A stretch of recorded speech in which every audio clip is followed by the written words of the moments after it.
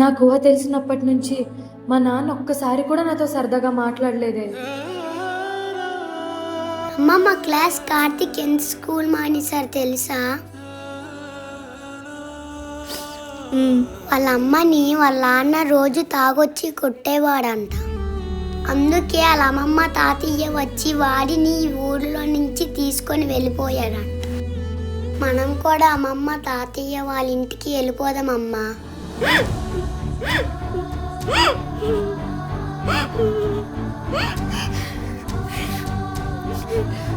నీకు అమ్మమ్మ తాతయ్య ఎవరు లేరమ్మా.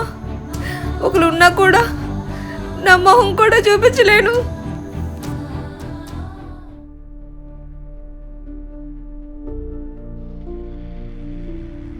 అమ్మాయి చెప్పులు ఎవరు అమ్మా? అమ్మ ఇంటి వెనక్కి ఎందుకమ్మా?